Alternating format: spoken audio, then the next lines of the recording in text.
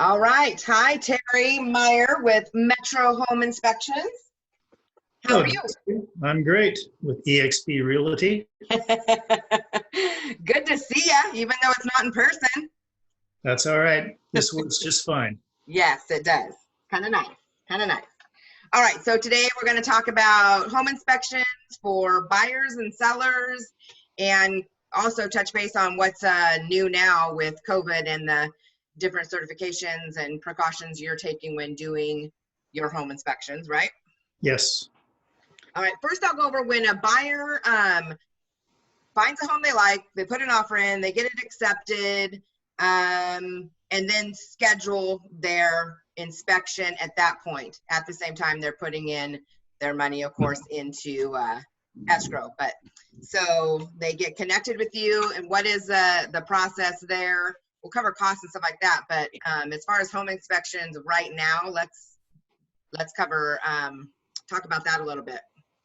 Sure. So anyway, the potential buyer contacts me and they tell me what they want me to do. There's several options. They can have a whole home inspection where I go from the top of the roof to the bottom of the house. I inspect all the systems, plumbing, electrical, sewer, everything. You can also add on a radon inspection, which for this area is pretty important. And they can also schedule a sewer scope. I don't do the sewer scopes myself, but I set them up. Yeah. I don't charge any extra for it, so it's just something I take care of. And then what they do is they send us a video of what the sewer scope looks like and tell us if it's yay or nay or what's going on with it. And most of these guys that I have two that I use pretty confidently, they'll tell us exactly if there's a problem, where you have to go to find it, so you don't have to dig up the whole line to find the problem. Right. That's always good. Yeah. Now, as far as radon inspections do, what I like to do with a radon inspection, it's a 48-hour process to do a radon test. And if I can get in there 2 days before I do the inspection, then we can have the radon, the sewer scope, and the whole home inspection completed in 1 day, which is pretty nice. Otherwise, if I set it up the day that I do the home inspection, then we have to wait 48 hours to get the radon tested and find out what's going on with it. So it's really much better to go ahead and do it beforehand, if possible. Sometimes the people that own the house don't want you to for whatever reason. Yeah. Do you want to explain the radon a little further? Sure. Radon is the second leading cause of lung cancer in the world. And what radon actually is radioactive particles that are in the earth are disintegrating and they set off a gas, which is radon.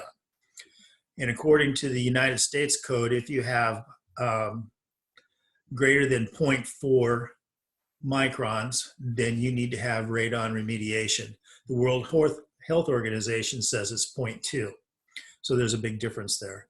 But if you've ever known somebody that got lung cancer and they never smoked, chances are they were subjected to radon. Yeah. Yeah. So, for peace of mind, you have your family living in this house for the next 20 years, $150 for a radon test is pretty cheap peace of mind, I think. Agreed. And that's just a device that gets set up and kind of runs for the couple of days and tests the area. The one I have, the radon unit that I use, actually gives us a report by hour for 48 hours, and it gives us an average of the whole thing. It also records temperature and humidity, and it's really state of the art. Nice. Okay. And then, so what does a typically before COVID, for the inspection for the buyer, usually the buyer's there and the buyer's realtor in some cases is there not bothering you while you're doing your job. Actually, a lot of them do bother me. Of course, I know. I try and tell my buyers, especially first-time home buyers.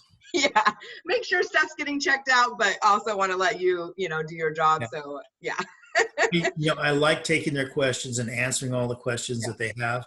The problem is they interrupt me and I lose my place and I'm afraid I'm going to miss something. Yeah. So if they can be patient and wait till the end, I'll spend as much time as they want. I'll go over everything and walk them through the house and tell them the things that I saw or didn't see. And it works out a little bit better, but I really like to work with the customers and let them see what they're getting and get my personal point of view, not just a technical report that they look at. Yeah. because it's a long report. When you get the report back from you, it's, has all the details of things, which it's pretty easy to read, but it's a lot of, and it's stuff and pictures and what does this mean? And so it is nice to get that one-on-one. And that's why we like to have our buyers there, so they can hear from you what it all means without the going through all the processes and stuff, trying to figure it out. So, okay. So, that's what the buyer does. And during COVID, what's different now, Terry, in the inspections? Well, the outside of the house is pretty much the same. I mean, with social distancing, as long as I'm 6 feet away from people, it's fine. Mm-hmm. Once I determine to go into the house, it all changes. And what I do is I put on a full white suit, which has booties and hood and everything. And I also wear a face mask, goggles, or a face shield. I also wear 2 pair of gloves. One's a 5 mil neoprene glove, or nitrile glove, I'm sorry. And then I also have heavy rubber gloves I wear over the top of it, just to make sure that I don't get holes in the nitrile gloves that I'm using. And that's worn completely through the rest of the inspection. If I'm going into the attic or I'm going through the house, that's worn completely all the time. A lot of times I wear those when I'm going into a crawl space anyway, just because I don't like to get my clothes dirty. But it works out for me to do the whole thing. And that way I'm not leaving anything behind that wasn't in the house already. Yeah. And for that, it's just to protect my clients from me. It doesn't protect me from them, but it protects them from me, which is what my goal is. Yeah, definitely. Okay, well, that's good to know. So typically when you get a buyer's inspection, the buyer does pay for that. And then you can go over everything that needs to be fixed, not addressed, minor, major, all that kind of stuff. Now for sellers, I do want to touch on that a little bit too, because I recommend to my sellers that they get a pre-listing home inspection, because a lot of stress comes when you're selling your property and now you have it under contract and now it's time for the inspection and you're holding your breath, wondering what's going to come up. And if you have your pre-inspection done, then a lot of that headache and stress and worry goes away, because you've already had your home inspected. You know what was wrong. You got the items fixed, and now you can kind of just know that the buyer's inspection is going to go smoothly. Yeah. Yeah, that's true. And a lot of homeowners want to do that. They want to get everything taken care of up front so they don't have any big surprises. And that's really a good way to go. It is a dual-edged sword, though, that I must say. I agree. Because once you do have a home inspection, you are required by law to tell everything that you found. Mm-hmm. And that's kind of a main thing. The other source is, if you brag about having a home inspection done, they don't need to do one. When the buyer comes and has a home inspection done, that home inspector goes, I'm going to show that guy up and I'll find something he missed. And, he just might.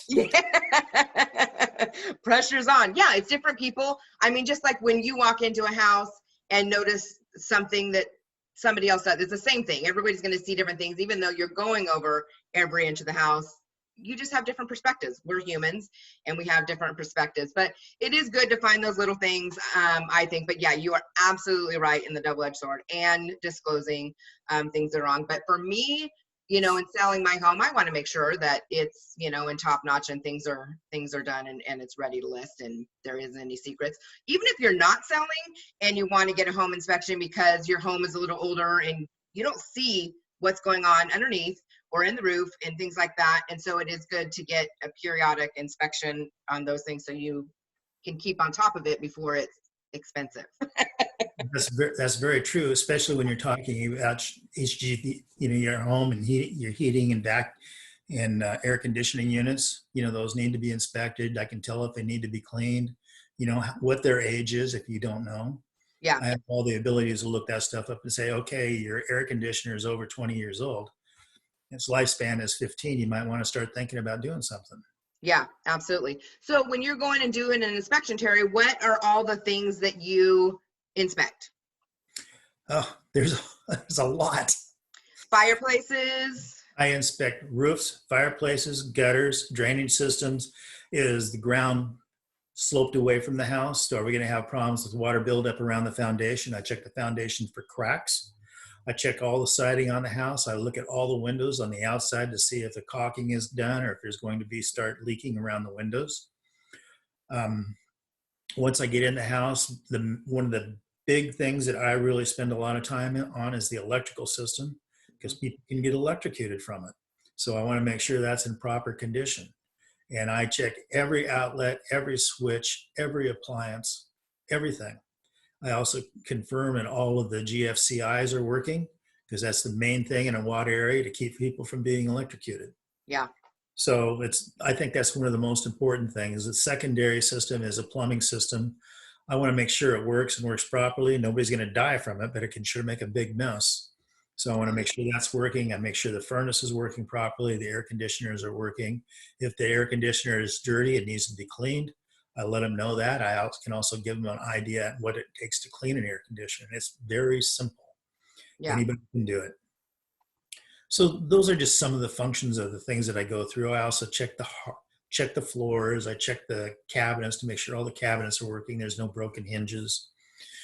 I make sure that the fan above the stove is working. I make sure all the burners on the stove is working. I make sure that the oven is working. I find out if the washer and dryer are staying with the house. If they're staying with the house, I make sure that they work properly. And I make sure the dishwasher is working. I check the disposal to see how noisy it is, or if it's working at all. Some houses don't have one, but those are pretty far and few in between anymore. Yeah. I also look underneath all the sinks to see if there's signs of leakage. Some people get a leak and it goes on for a while and then they fix it, but they didn't fix the counter underneath there to make sure it's not rotting on them. So I check all of that. Yeah. So it's just, I have a system that I go through when I enter the house. I enter the front door. I check the front door to make sure everything is working on the front door.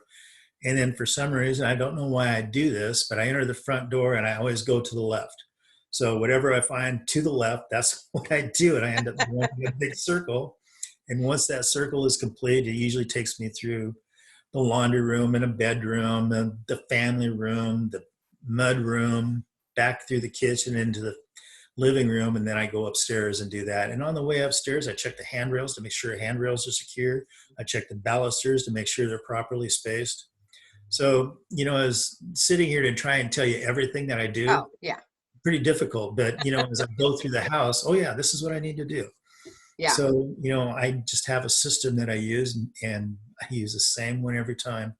And the funny part is when I was first breaking down on this job, I have a friend that's a home inspector also, and I asked to tag along behind him while he was doing his job. And I was teasing him because he did exactly the same thing every time. And I said, you just go to the left all the time, don't you? And he goes, yeah, I do. I never realized that. And guess what I do? I go to the left. You do how you learn it, you get in that.